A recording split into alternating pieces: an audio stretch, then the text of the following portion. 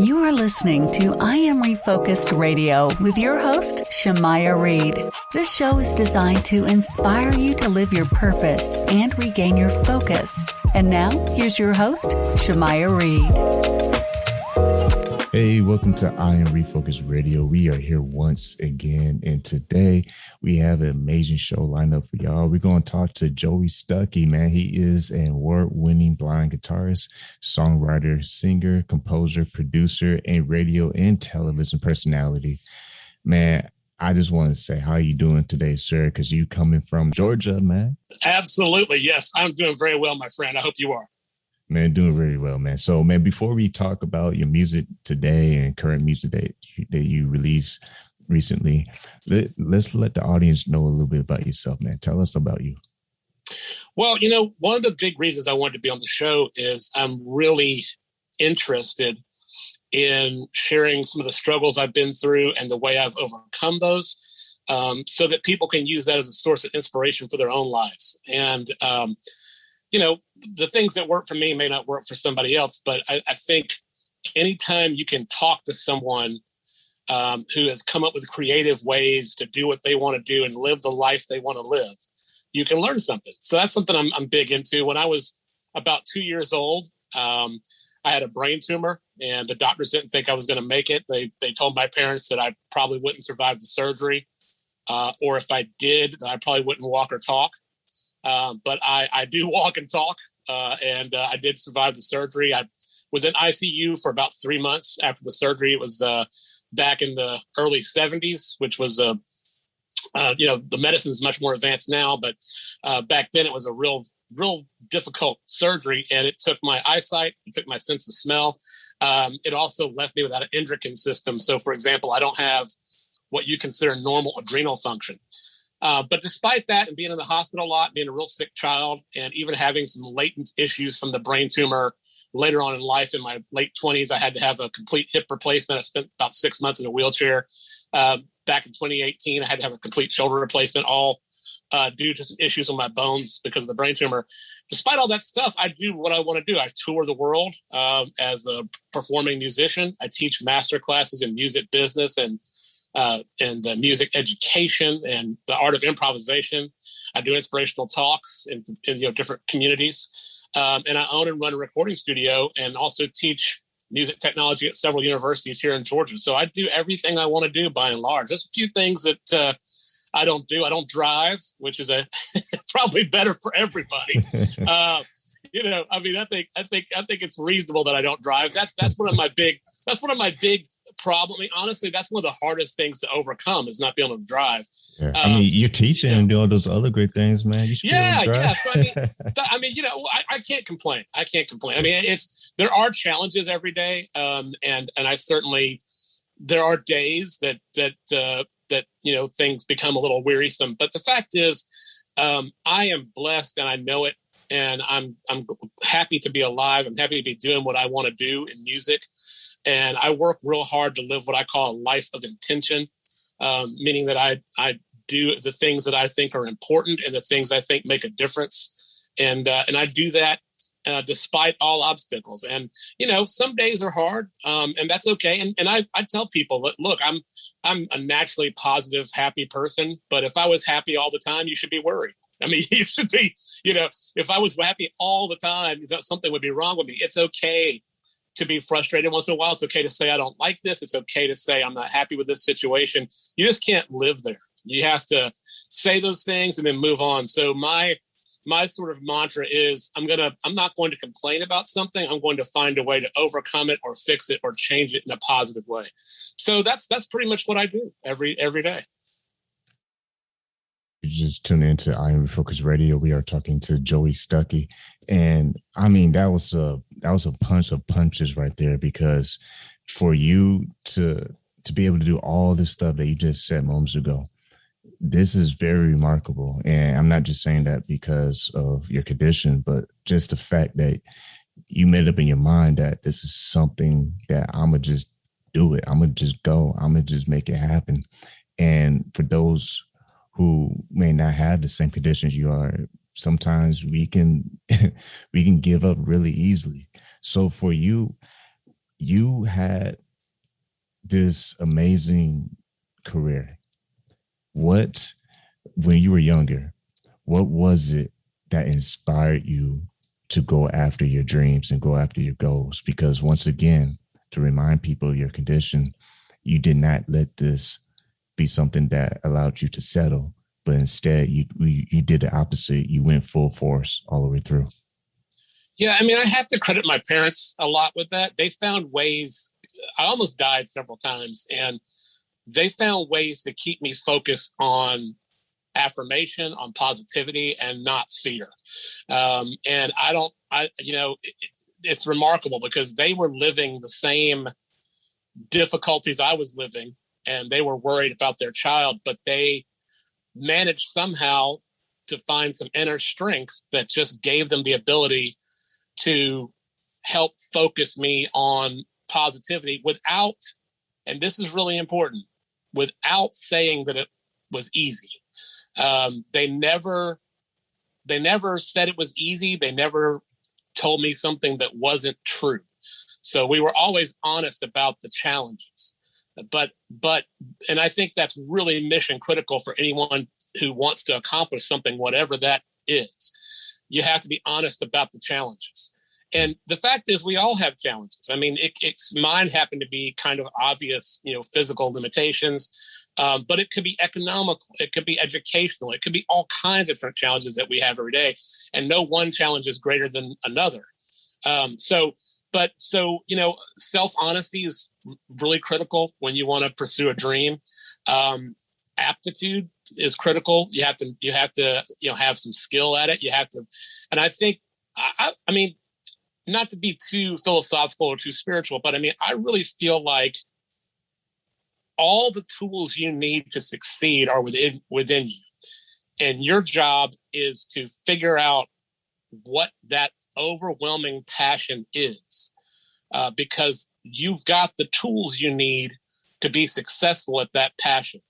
And so, then once you kind of figure out, hey, I'm pretty good at this. Hey, I really love doing this. Hey, I feel like I'm making a difference when I do it. Then once you've got that, the goal in mind, the rest of it is things like surrounding yourself with positive people that love you for who you are and want to be a support to you. Surrounding yourself with things that inspire you. For me, I know this sounds silly, but I have a home office.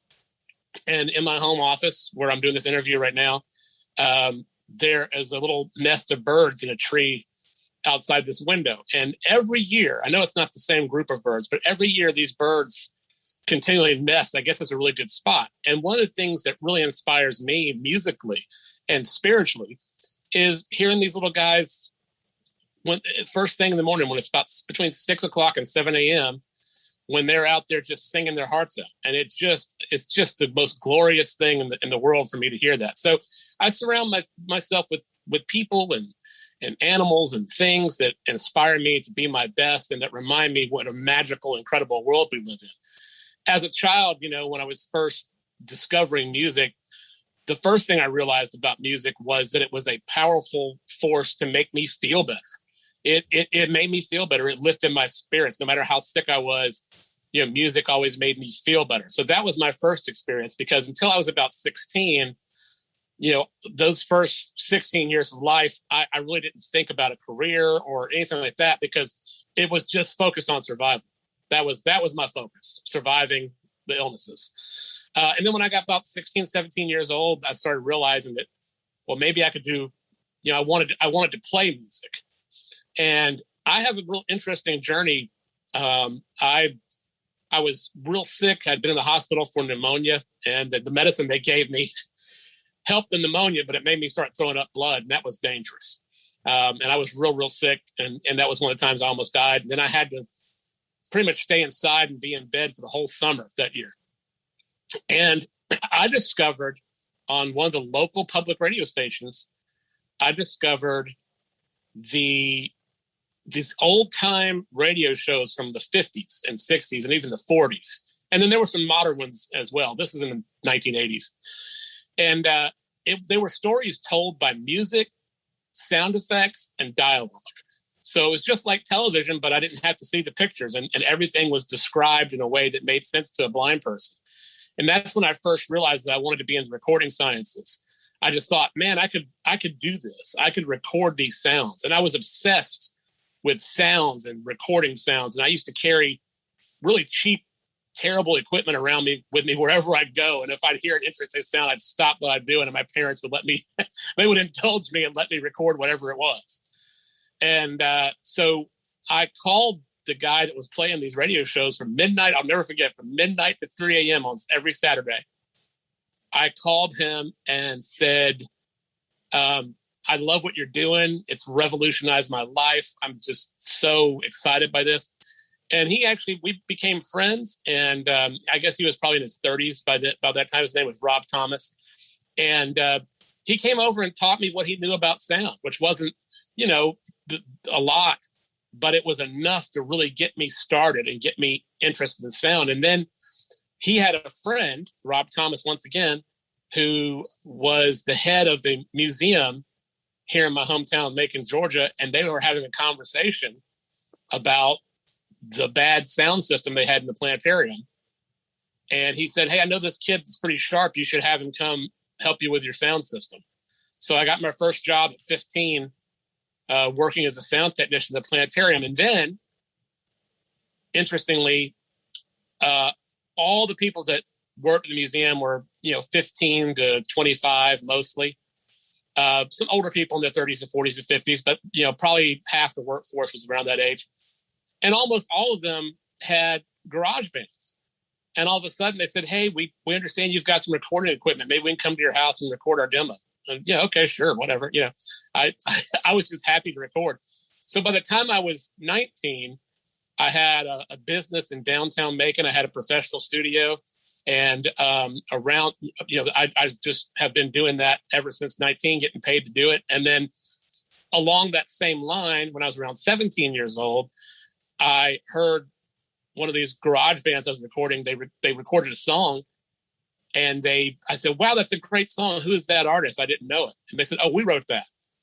And then the light bulb really went off. And I thought, oh man, music is the way that I want to share my story. It's the vehicle through which I'm going to share my story. It's the vehicle through which I'm going to communicate my spirit.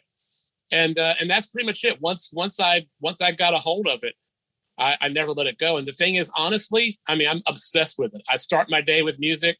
I go work at my studio on music for anywhere from 10 to 14 hours a day. Then I come home and listen to more music. So that's not a bad gig. Yeah. It's really what, and if you think about it, there is a bit of a stereotype out there that all blind people, a lot of blind people are piano players. And a lot of blind people are in music. And actually, that's not as true as you might think. But it does make sense if you think, because I'm a guitar player, number one. But it does make sense if you think about it, that if you're talking about, not necessarily music per se, but if you're talking about sound in general, if you're blind, then, your primary sense of exploring the world, your primary way of exploring and understanding the universe that you're in is through sound. So it makes sense that I have an aptitude there. And of course, a lot of blind people do other incredible things. I met a guy last year I was doing a panel discussion at a school, for blind students. And this guy makes like handcrafted furniture. Man, I would be terrifying with a saw. I don't know how he does it. I don't know. So there are a lot of blind people that do other stuff that's incredible. But it does make sense that, music and sound, I use my ears. So one of my sort of tenets, one of my go-to stratagems whenever I want to accomplish something is I use what I've got. I use the talent I have to try and create the opportunity that I have. So it just made sense to me as a, 17-year-old kid. Well, gosh, I want to play music. I want to record music. I want to record things. My ears are really good. So I had that aptitude. I had the obsession, if you will, or the passion. And then it just boiled down to hard work. And once again, you listen to I Am Refocused Radio. We're talking to the one and only Joey Stuckey. And man, you represent in Macon, Georgia, because you're also the official music ambassador of your hometown. And you have also won awards. You're not just an educator teaching students too, but you have won numerous awards. And it'll probably take me the rest of the show to list them all. But I mean, since the 90s, 1999, Atlanta Society of Entertainers Recording Artists of the Year, 2000 Atlanta Country Music Hall of Fame, Cotton Carrier Award, and Speed Up all the way. I mean, I'm just saying, I can't do it justice, but it's a long list. If you want to read this list though, please go to joeystuckey.com. Again, that's joeystuckey.com, because I'm serious. He has a long list of great achievements, and that's amazing. I mean, for you to not have your eyesight, but to have something that's even more powerful, and that is, you touched on this, you saying there's something inside of us that we have to tap into, our gift, our talents. And for you, before we let you go, because they say time goes by when you're having too much fun, but before we let you go, talk a little bit about the whole mindset of the importance of not giving up, because this could have been a whole different story. You could have given up and you could have said, you know what, this is just not for me. What can you speak for someone who's right now just going through life? What would you say the importance of not giving up? Well, here's I'm going to illustrate this with two quick stories. The first one is one night, and you can read about this, by the way. There's a great book out for those of you that are music lovers. It's called 88 More Ways Music Can Change Your Life. And it's got all kinds of celebrities in there. Todd Rundgren, Cyndi Lauper, Star Trek's Tim Russ, who's also a musician, and I've actually met him before. Katy Perry, all these different amazing people. But it also has, people that are accomplished, but not the superstars like myself that are in there as well. And they're just all kinds of stories about how music made a difference. My story takes place in the late 90s. And I'd had a really bad week. I had a bad cold. I was running 102 fever, which is dangerous for me because I don't make adrenaline. But I'm stubborn. And so I was going to do the gig because I said I was going to be there. And unless I'm in the hospital, I will be there. If I say I'm going to be there, I'm going to be there. So, I was sick. The guitar player that I had hired had just recently, he double booked himself. And even though I asked him to play first, because this is when I had what I call the Joey Stuckey Big Band, which was about 8 guys. I've now gone down to trios because it's just easier to manage. But anyway, at this point, I asked him to play, and he agreed to it. And even though I asked him first, he decided at the last minute, literally 10 minutes before the show started, he called and said, "Hey, I'm double booked, and I didn't realize it, but I'm going to take the other gig because it pays more." And I would have been okay with that if he had said that when I asked him, "Well, I got another gig that pays me more." And I would say, "I understand. But, 4 weeks after I asked you at the last minute and I asked you first, I was not pleased." My word means a lot to me. So I had that going on. Plus I was sick. And I was also, the music scene in our town at that particular time wasn't thriving. And so pay wasn't real great. And I was just frustrated.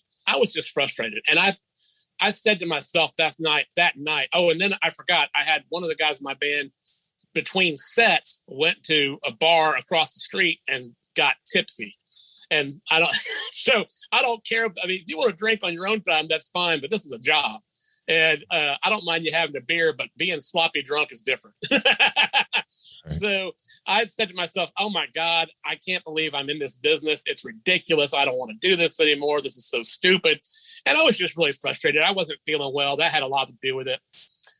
And anyway, I went and we have a show called Whip and Post that's made famous by the Allman Brothers. And we have become real well known for closing our shows with that song because we do a really, special version that people really relate to. And we kind of got famous for it. And so the guys were like, okay, let's do our last song. I was like, man, I'm so sick. My voice will never hold out. I'm not going to be able to hit all those notes.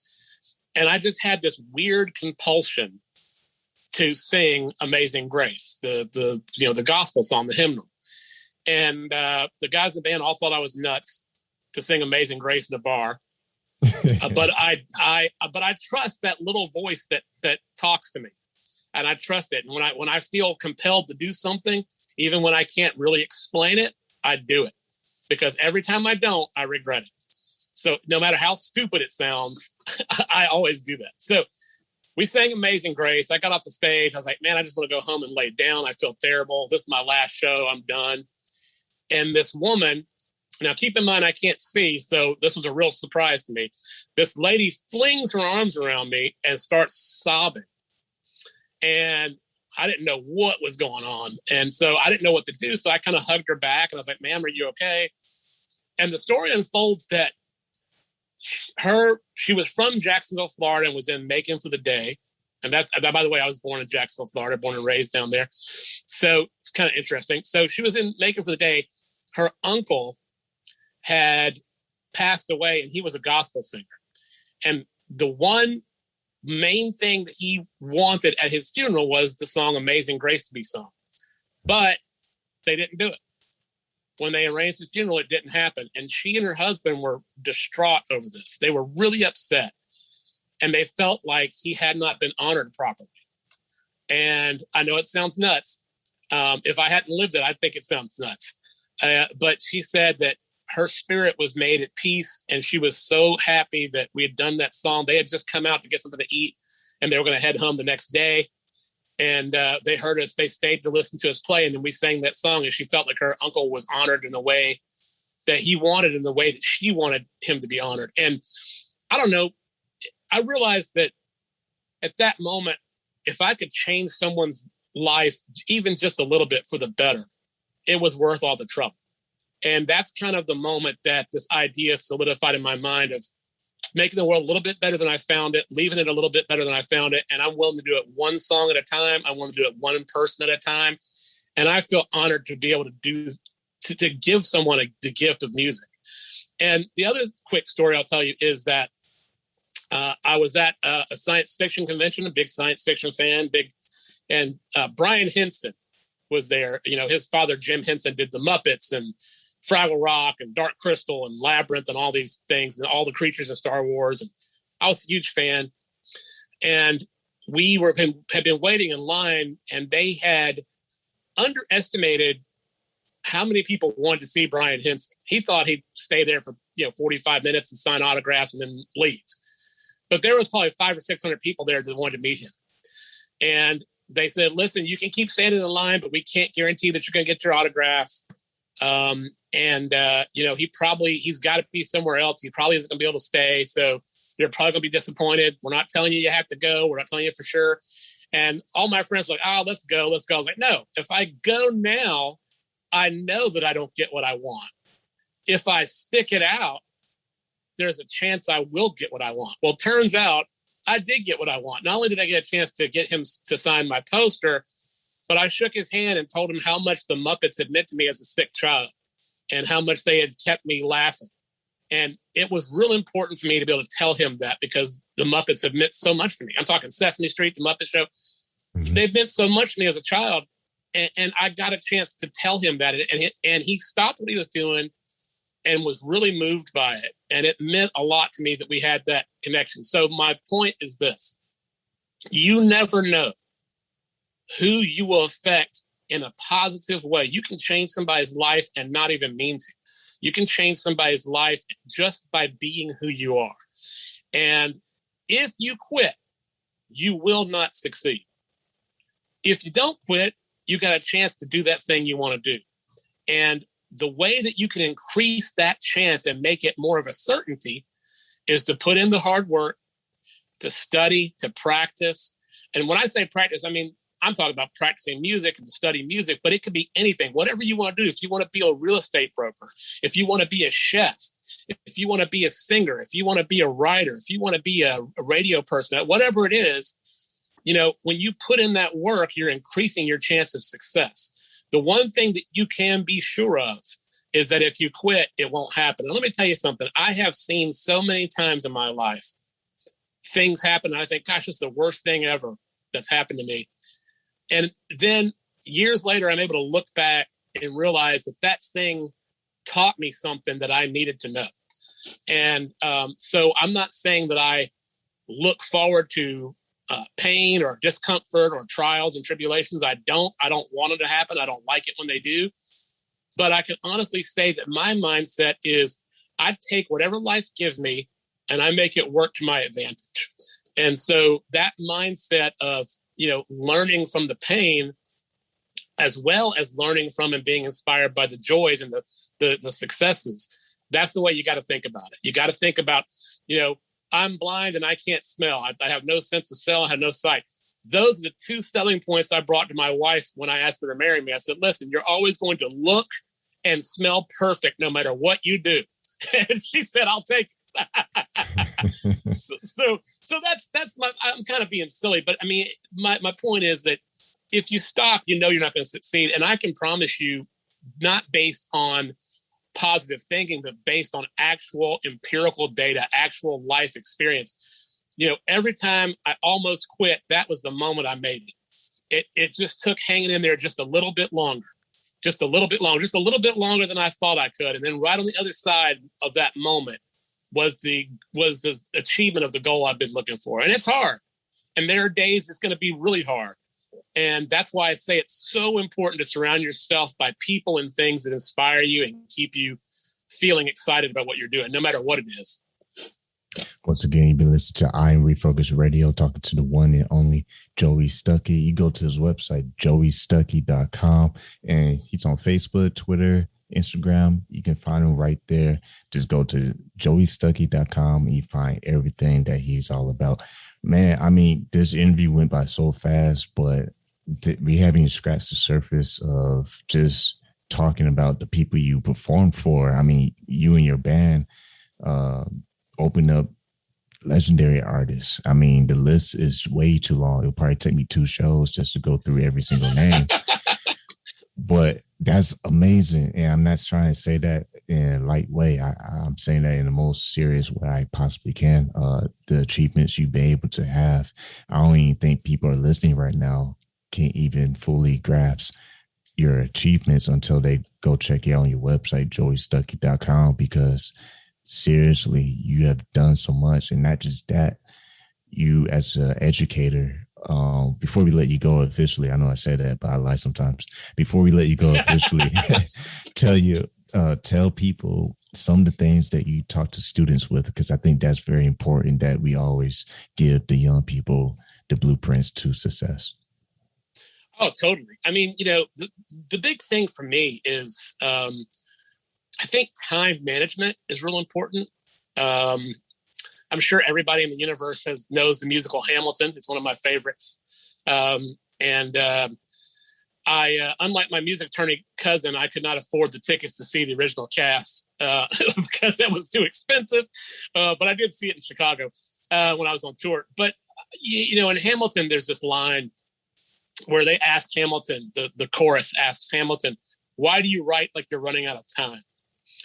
And I will be honest with you and say that having my life almost taken from me a few times has made me very cognizant of my finite amount of time on this earth. And I do have some things that I want to accomplish before I can no longer impact or affect things.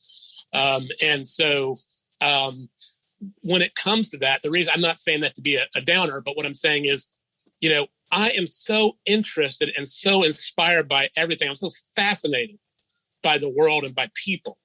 And that's why I love my job, because when I go out and tour, I get a chance to meet people and hear their stories and hear, maybe even hear their music and all these kind of things. So, but the way I'm able to accomplish so much is because I really understand how to prioritize my time.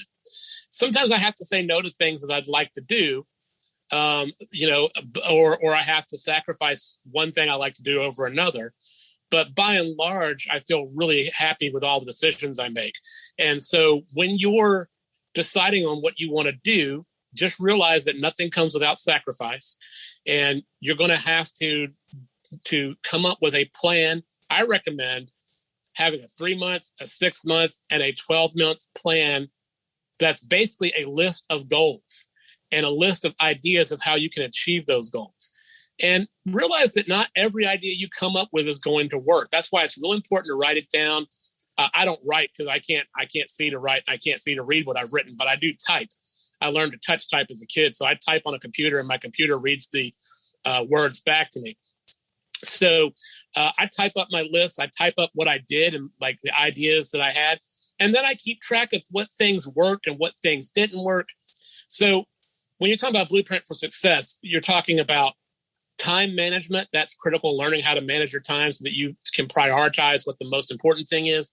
Second, have a list of goals. Even though it seems silly, you know the goals you have in your head. Putting it on paper or putting it where you can review it external to your brain is a really great way of setting goals and achieving them, and then tracking what things worked and what things didn't work. And I like to leave you with these two ideas. One of my favorite quotes is a military term, and it's real simple. It's no good plan survives contact with the enemy. So you can have the best plan in the world, and when you start to execute it in the real world, it stops becoming theoretical. It's going to have to be flexible. You're going to have to change. That doesn't mean your plan's bad. That doesn't mean you shouldn't plan. It just means you have to be adaptable. The other quote actually comes from a guy named Rob Evans, who was the producer of several big films like Love Story and The Godfather, and was head of Paramount Pictures, I think, for a decade. And he has a book called, and I recommend you read it. It's not well written, but it's a good book. It's called The Kid Stays in the Picture. And he has a wonderful quote that says, "Success is when opportunity and preparation meet." So you never know when opportunity is going to come your way. You don't have to worry about that. Your job is to be ready for it when it does.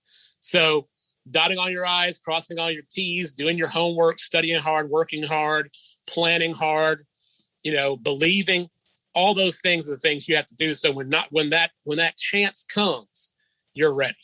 So that's really the things that I talk to my students about, besides the technical part about music production and the technical parts about music theory and stuff like that, which we also talk about. But my class is structured in a creative way where we have a conversation that's more than just music. It's philosophical, it's spiritual in nature. It's more about setting them on the correct path to success, and then specializing on music. But these principles work no matter what you're doing. Once again, true honor being able to talk to Joey Stuckey here on I Am Refocused Radio.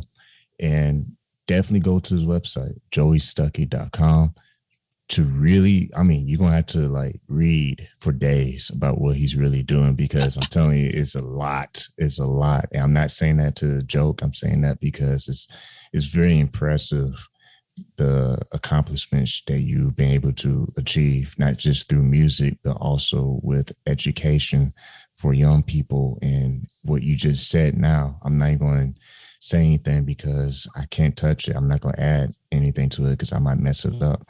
But thank you so much for who you are, what you are, and what you do, because you are the reason why we have this kind of show. I'm Refocused is you and your story. Thank you so much for taking time to talk to our audience. And what would you like to say to our listeners? Well, first of all, thank you for doing this kind of show, because it's really important that people are surrounded by this kind of positivity and by stories that they can relate to. That's one of the reasons I love music so much, is that you write a song and you're telling your story. And for some reason, sometimes as humans, we fall into this trap of thinking we're alone and that nobody can really understand what we've gone through. And that's true in a way. I can't exactly understand what you've gone through, but I can empathize and I can relate to common references and frames that we all share. So sometimes you're listening to the radio and you think, oh my God, that person's singing my story. And that's a really powerful, cathartic moment that can be healing. So I appreciate you doing this with the show and with your journalism. That's really awesome. I appreciate that. And to everybody else out there, just keep being you. We all have room for improvement in who we are. And I'm not saying that you should not be conscious of that, but you also need to have grace and realize that you are who you are and you're worth love and you are worth success and you deserve it. And you have to remember that tomorrow is another day and there's always room to get it right or get it more right tomorrow. today you just do the best you can. Tomorrow's another chance. So that's really my thing. I like that. And I always say, whenever I get a chance to say, because it's because something was very profound said on the show, I have to, catch that alley-oop and slam dunk it. So what I used to say sometimes on the show is, our life is a blank canvas. Our paint is our gift. Our actions is leaving a mark on history. So I have to say that just to echo that one more time, because what you're doing, you're not just leaving a mark on your history, but you're also leaving a great picture for all of us to see. So with that, thank you once again for everything that you do. And like we say on every single show on I Am Refocused Radio, keep God first, stay focused, and peace.